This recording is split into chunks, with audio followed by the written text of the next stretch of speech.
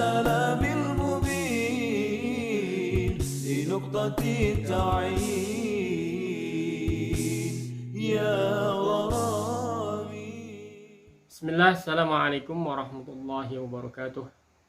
Alhamdulillah wassalatu wassalamu ala rasulillah wa ala alihi wa sahbihi wa man tabi'a hudah wa ba'd.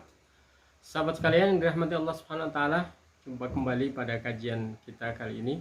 Kita akan membahas satu tema terkait dengan kebiasaan atau adat yang mungkinkah dijadikan sebagai landasan hukum atau pedoman untuk menentukan suatu hukum di dalam syariat ini.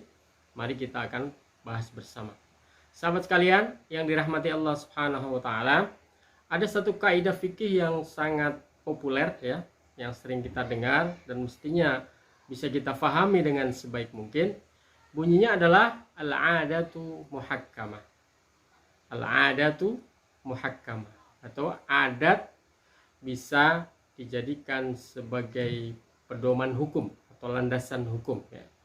Pertanyaannya adalah sejauh mana syariat memandang bahwa sebuah adat, kebiasaan, atau mungkin lebih jauh lagi bisa kita katakan kebudayaan, itu bisa dijadikan sebagai landasan hukum atau legal untuk dijadikan sebagai amalan dalam syariat. Sahabat sekalian rahmati Allah subhanahu wa ta'ala, sebelum jauh kita membahas tentang hukum ini ya, tentang tema ini, maka kita perlu mengetahui ma huwal 'urf wa ma hiyal 'adah ya. Ini sangat penting agar kita bisa mempunyai batasan ya, bagaimana yang dimaksud dengan 'urf itu sesungguhnya ya. Tapi keduanya al-'urf wal 'adah yurja'u ilaihi fi kulli hukmin hakama bihi syari' wa lam yahudduhu bihaddin. Nah, perhatikan di sini bahwa 'urf dan kebiasaan bisa dijadikan pedoman pada hukum syariat yang sudah ditetapkan, akan tetapi belum ada batasannya. Nah, jadi uruf dan adat ini bisa dijadikan sebagai pedoman hukum di dalam syariat, akan tetapi belum diberikan batasan-batasan yang rinci atau yang detail ya. Ini jadi poin pertama yang sangat penting untuk kita ketahui. Sekarang kita akan mendefinisikan apa yang dimaksud dengan uruf, apa yang dimaksud dengan adah ya. Al-urfu ya, huwa al-amru alladhi istaqarra fi an-nufus bi syahadatil 'uqul wa talaqqadhu at-tabai' bil qabul ya. Uruf itu adalah suatu perkara yang istaqarra fin nafs, sesungguhnya jiwa kita itu menerima masalah tersebut atau perkara tersebut ya. Kemudian dikuatkan dengan apa? Bisyahadatil uqul, akal kita juga menerima. Begitu juga wa talaqqathu at-tabai' bil qabul ya. Secara tabiat manusia juga menerima apa yang ada di hadapannya. Nah, ini adalah uruf. Uruf ya. Jadi begitu melihat sesuatu itu terjadi di depannya, secara jiwa itu menerima, kemudian akal kita juga menerima, kemudian tabiat kita juga menerima ya, itulah uruf. Nah, kemudian apa yang disebut dengan adat? Al-adah al-amru al-mutakarrir min ghairi alaqah aqliyah, suatu kejadian yang terjadi berulang-ulang tanpa ada hubungannya dengan logika. Jadi kejadian yang terjadi berulang-ulang tanpa ada hubungannya dengan logika. Berulang-ulangnya kejadian ini tentunya diakibatkan karena apa? Karena memang sudah biasa ya, sudah biasa, maka terjadi terus-menerus ya, berulang-ulang. Ya. Itu terkait dengan definisi apa itu uruf, apa itu ada. Tapi secara umum kita mengatakan antara uruf dan adat itu tidak terlalu jauh berbeda ya. Terjadi berulang-ulang, kemudian dirasakan oleh jiwa kita menerima ya. Kemudian juga disaksikan oleh akal kita, logika juga menerima, tabiat kita juga menerima ya itu. Kemudian kapan uruf dan adat dijadikan sebagai hujjah atau hukum? mata takunul 'adatu wal 'urfu hujjatan wa hukman. Kapan sebuah adat dan uruf bisa dijadikan sebagai sandaran atau rujukan hukum? Innama yu'tabaru al-'adatu wal 'urfu hujjatan 'inda 'adami mukhalafatiha li nassin syar'iyyin aw 'inda 'adami syarti ahadil muta'aqidaini.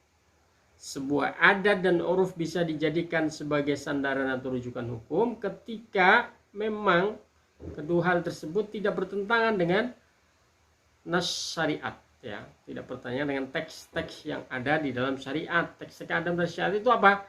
Al-Quran dan As-Sunnah, ini yang paling inti, ya. Kalau kita tidak mendapatkan sesuatu yang bertentangan di dalam urf dan adat tersebut, maka itu bisa diterima, ya.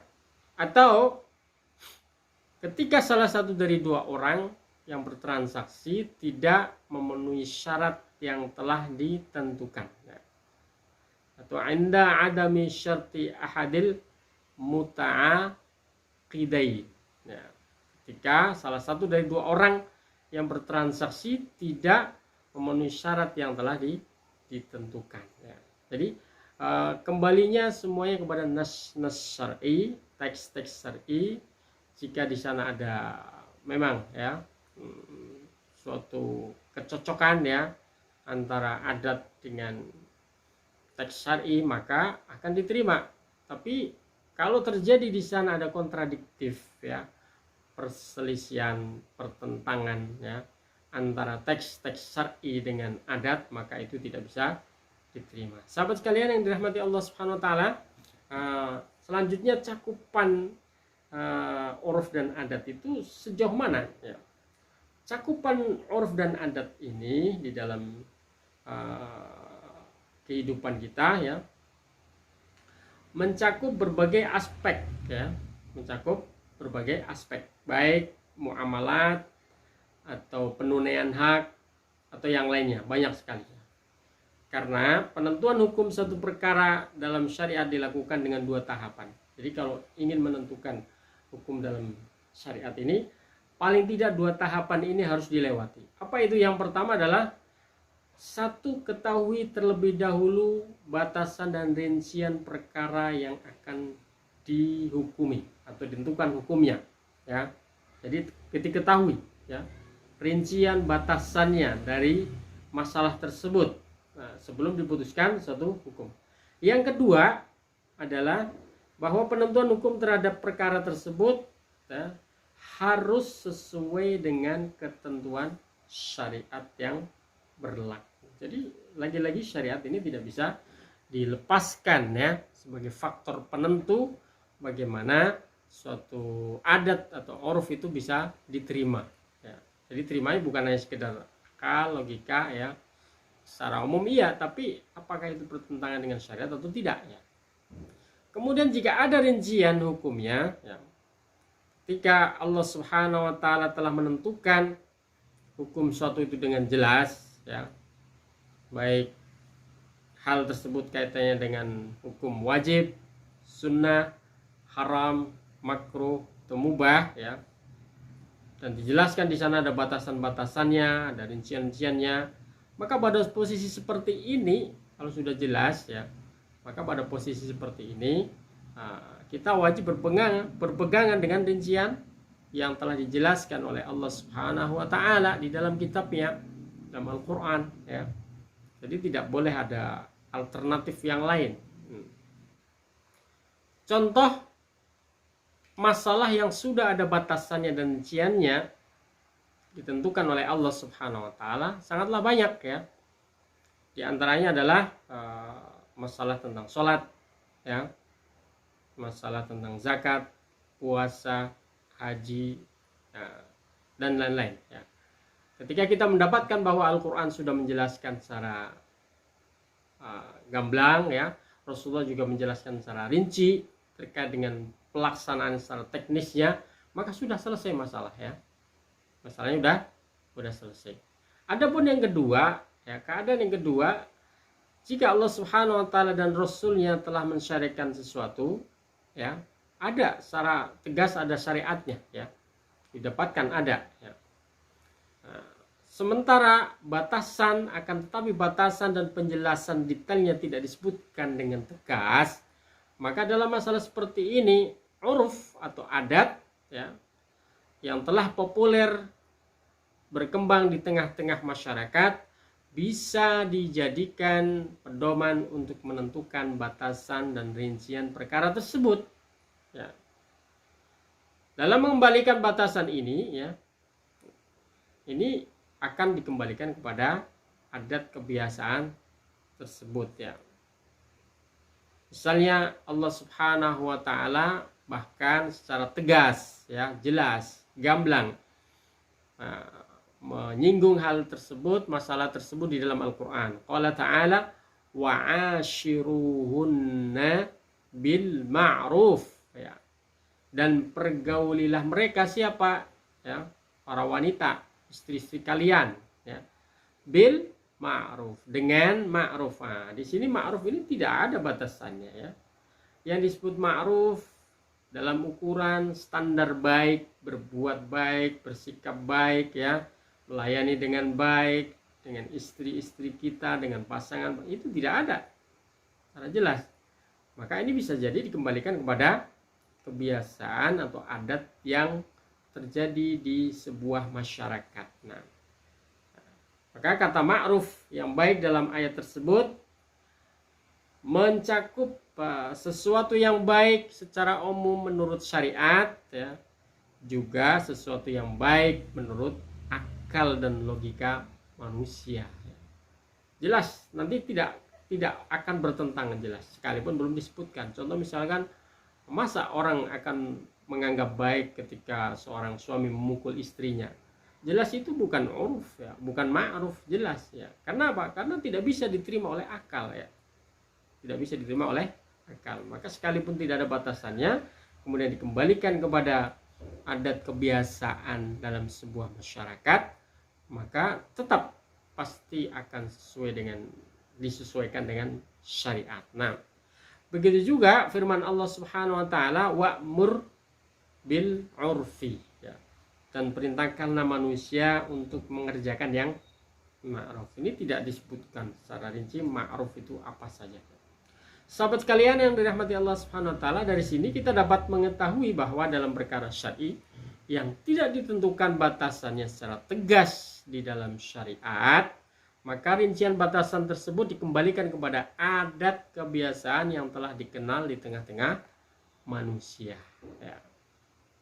Sahabat sekalian, bagaimana penerapan kaidah-kaidah tersebut? Mari kita telisik sedikit demi sedikit ya. Baik, yang pertama, contoh pertama adalah contoh perintah untuk berbuat baik kepada orang tua ya. Perintah berbuat baik kepada orang tua, wabil walidaini ihsana ya. Perintah Allah Subhanahu wa taala agar kita melakukan ihsan kepada orang tua, bahkan kepada karib kerabat, anak yatim ya, orang-orang miskin ya, orang-orang yang sedang dalam perjalanan, dan ihsan kepada seluruh makhluk ya. Ini perintah dari Allah Subhanahu wa taala. Maka segala sesuatu yang dianggap baik di tengah-tengah masyarakat ya, masuk dalam kandungan perintah ini. Karena Allah Subhanahu wa taala menyebut kalimat ihsan secara umum, mutlak, kayak tidak ada batasannya. Ihsan itu sesungguhnya kalau kita telaah lagi itu merupakan lawan, opposite ya. Dari apa? Dari isaah, dari berbuat jelek ya. Pengertian kata ihsan bahkan juga bertentangan dengan segala upaya menahan kebaikan, baik dalam bentuk perkataan, perbuatan, harta, bahkan perasaan ya, perasaannya. Jadi ihsan itu ternyata cakupannya luas ya. Apa yang dikenal di dalam masyarakat, berkata-kata baik kepada orang tua ya, berbuat baik kepada orang tua ya, dan lain sebagainya, memberikan sesuatu kepada orang tua ya, merasakan sesuatu kepada orang tua, ini juga menjadi landasan ya, landasan penerapan perintah Allah Subhanahu wa taala yang bunyinya berbuat ihsan ya. Maka Rasulullah Shallallahu Alaihi Wasallam telah bersabda dalam sebuah hadis yang sahih, kullu ma'rufin sadaqah. Setiap perkara yang ma'ruf maka pahalanya dianggap seperti sedekah, ya. Hadis ini merupakan dalil yang tegas yang menunjukkan bahwa setiap ihsan, berbuat baik dan ma'ruf yang dikerjakan seorang itu adalah sedekah. Ya, ini contoh pertama, ya, tentang ihsan kepada orang tua. Bahkan ihsan secara umum juga begitu, ya. Kemudian contoh yang kedua, misalkan tabarru' atau sumbangan, ya. Dalam setiap akad ataupun tabarru', ya, sumbangan, di antara syarat sahnya adalah keridhaan dua belah pihak, ya. Tapi syariat tidak menentukan lafaz tertentu secara tegas untuk melakukan akad ini, ya, ataupun menunjukkan keridhaan tersebut. Oleh karena syariat tidak menentukan lafaz tertentu, maka semua lafaz dan perbuatan yang menunjukkan bahwa telah terjadi akad dan keridhaan dari kedua belah pihak bisa digunakan dan akadnya dianggap sah, ya. Namun sahabat sekalian rahmati Allah Subhanahu wa taala, dalam hal ini para ulama mengecualikan beberapa masalah, ya. Contoh dalam hal apa? Contoh dalam hal akad nikah, ya. Ini sangat penting, ya. Sangat penting. Mereka mengharuskan adanya ucapan supaya akadnya sah, maka harus diucapkan secara lisan, ya. Contoh misalkan harus ada ucapan ijab, menyerahkan, ya, serah, ya, dan qabul, menerima, ya. Harus ada ucapan ijab, ya, saya nikahkan anakku bernama siapa binti siapa, ya, dengan mahar sekian, ya. Nanti harus ada qabul, terima, saya terima, gitu. Nikah fulana binti fulan dan lain sebagainya, ya. Itu harus jelas, ya, harus jelas. Nah, ini baru dianggap sah oleh para ulama, ya. Nah, demikian pula dalam persoalan sebaliknya. Kalau tadi pernikahan, berarti sebaliknya perceraian atau talak, ya, juga harus ada ijab, serah, ya, dan qabul, menerima hal tersebut, ya. Itu contoh yang kedua. Baik, kita masuk ke contoh yang ketiga tentang masalah al-qabd, ya. Qabadha yaqbidu, yaitu memegang atau menyerahkan secara langsung, ya. Nah, dalam akad-akad yang disyaratkan di sana adanya qabd, adanya seorang itu benar-benar menerima, ya, menerima, memegang barang tersebut, ya. Maka pelaksanaan qabd ini sesuai dengan adat kebiasaan yang ada, perhatikan, dan bentuknya pun berbeda-beda. Karena satu masyarakat itu sudah mengatakan ini sudah qabd, sudah diterima kok, ya. Masyarakatnya belum. Nah, ini mengikuti kebiasaan yang ada, ya. Bila dalam satu masyarakat adanya tindakan yang sudah dianggap sebagai bentuk serah terima secara langsung, maka itu bisa dijadikan pedoman dalam menjelaskan makna qabd, ya, makna qabd, ya. Apalagi sekarang, ya, sekarang zaman internet, ya, teknologi, kadang serah terima barang itu lewat via internet, ya.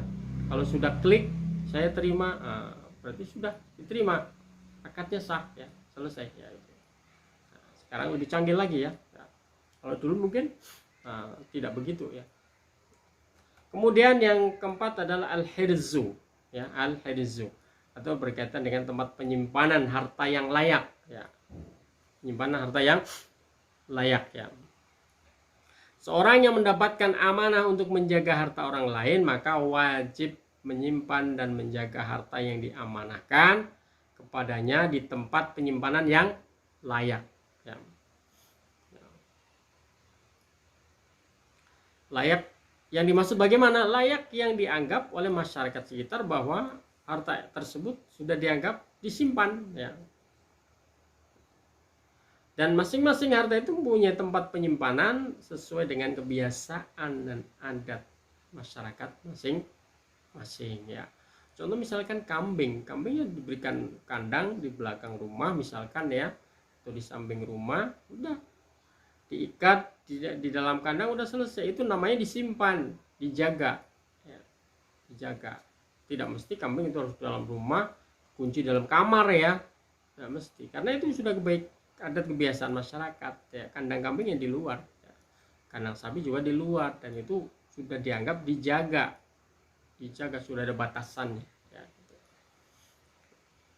Akan tapi misalkan tadi ada orang yang diserahi atau diamanahi untuk menjaga tersebut ya, tidak berhati-hati atau lalai dalam menjaga sehingga mengakibatkan barang yang diamanahkan rusak atau hilang, maka dalam posisi seperti ini ia wajib bertanggung jawab atas kerusakan atau kehilangan barang tersebut ya.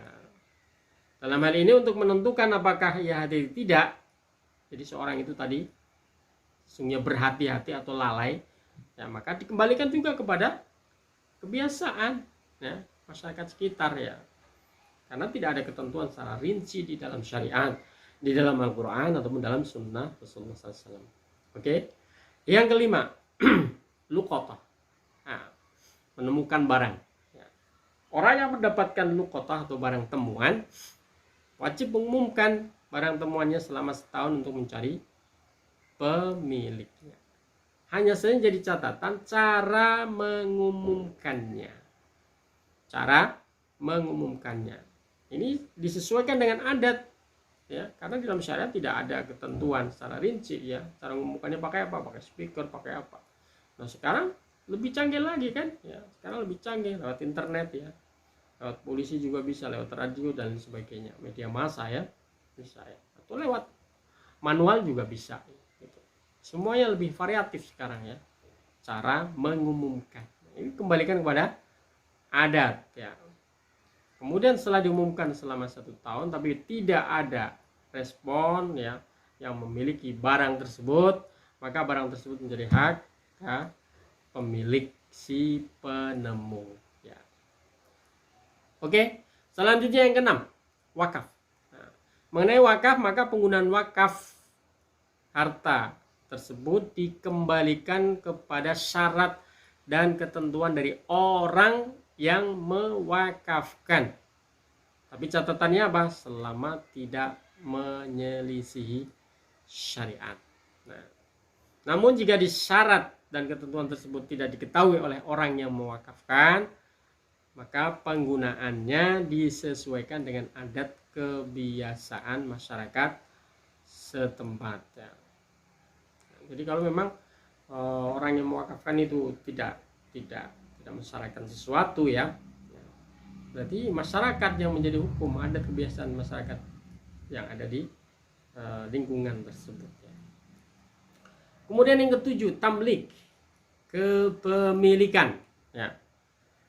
Kalau secara umum ya, hukum asal kepemilikan suatu barang itu berdasarkan jika kenyataan keberadaan posisi ya, eksistensi barang tersebut.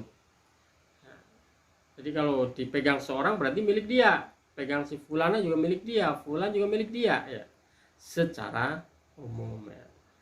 Apabila barang tersebut secara nyata berada di tangan seorang, maka sebagai miliknya. Kecuali, nah perhatikan di sini, kecuali ada bukti yang memalingkan dari hukum asal tersebut ya. Ada bukti-bukti ya, dibuktikan ya dengan jelas, dengan tegas bahwa si fulana itu sesungguhnya bukan pemilik barang tersebut yang sesungguhnya. Apa buktinya? Ada buktinya, pada tahun sekian dia tinggal di sini, dia belum punya ini. Pada tahun sekian atau pada bulan ini ya dia miliki ini dan lain sebagainya. Bisa ya, bisa dibuktikan ya secara adat kebiasaan masyarakat setempat ya. Kemudian selanjutnya ujrah ya, ujrah. Apa yang dimaksud ujrah? Upah ya. Perintah untuk memberikan nafkah kepada istri, sanak kerabat, hamba sahaya, pekerja dan lain-lain sebagainya, semua diperintahkan oleh Allah Subhanahu wa taala dengan lafaz yang umum, bil ma'ruf ya, bil ma'ruf ya. Intinya apa? Dikembalikan kepada uruf, adat kebiasaan masyarakat setempat. Dalam hal apa? Dalam hal muasyarah, misalkan mempergauli istri dengan baik ya. Dan makna muasyarah ini lebih umum daripada memberikan nafkah, karena muasyarah mencakup seluruh urusan yang berkaitan dengan hubungan ya, antara suami istri, baik perkataan, perbuatan ya, syuur, perasaan ya, bahkan persepsi juga ya. Ini juga bisa dianggap sebagai uruf ya, sebagai uruf, kebiasaannya seperti apa. Jika sesuatu tersebut bisa dianggap sebagai suatu hal yang tidak baik atau sebagai yang baik, nah, secara uruf ini ukurannya ya. Dan ini semuanya dikembalikan kepada masyarakat ya. Adat kebiasaan masyarakat. Oke, hal yang lain, contoh yang lain adalah masalah istihadah ya, istihadah ya. Seorang wanita yang mengalami istihadah itu beda dengan haid ya. Istihadah itu darah yang keluar dari wanita tapi bukan sesuai dengan jadwalnya ya. Tidak sesuai dengan jadwalnya. Maka para ulama menganggap ini bukan haid, tapi istihadah, artinya penyakit ya, penyakit. Nah, dalam hal wanita yang mengalami istihadah tapi tidak bisa membedakan antara darah istihadah dengan darah haid, maka pada posisi seperti ini ia menentukan lama haidnya sesuai kebiasaan sebelumnya. Jadi yang jadi ukurannya kebiasaan dia sendiri ya, karena dia bingung ini sebetulnya istihadah atau haid. Maka untuk menyelesaikan masalah ini ya, ukurlah kebiasaan dia sebelumnya sehingga akan ketemu. Namun jika ia tidak mengetahui kebiasaan haid sebelumnya, mengalami istihadah karena lupa atau alasan lainnya, maka ia menentukan lama waktunya sesuai dengan kebiasaan wanita haid dalam keluarganya ya.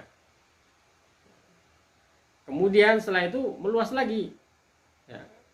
Bisa juga yang dijadikan patokan adalah kebiasaan haid wanita-wanita yang ada di daerahnya. Nah, jadi begitu ya. Adat itu kadang sekupnya kecil, melebar lagi. Kalau memang yang kecil ini tidak didapatkan ya. Kemudian contoh yang terakhir ya, aib. Batasan aib itu seberapa sih yang dianggap aib ya, atau cacat ya. Nah, keberadaan aib atau cacat dalam barang dagangan atau ghuban ya, menjual atau membeli dengan harga yang jauh dari harga pasar umumnya, ghuban ya. Penipuan berarti ya. Dan tadlis atau menyembunyikan cacat ya. Tadlis, menyembunyikan cacat ya. Batasan dalam semua masalah ini dikembalikan kepada uruf. Kapan saja satu kondisi dianggap mengandung unsur aib, unsur ghuban, unsur tadlis dalam kebiasaan dan adat yang berlaku di tengah-tengah masyarakat, maka berlakulah hukum yang terkait dengan masalah tersebut ya. Baik, sahabat sekalian rahmati Allah, barangkali itu yang bisa kita jelaskan pada sesi kali ini. Semoga pertemuan ini membawa manfaat. Wallahu a'lam bishawab. Wa nastaghfirullahaladzim. Kita bertemu pada sesi berikutnya insyaallah. Wassalamualaikum warahmatullahi wabarakatuh.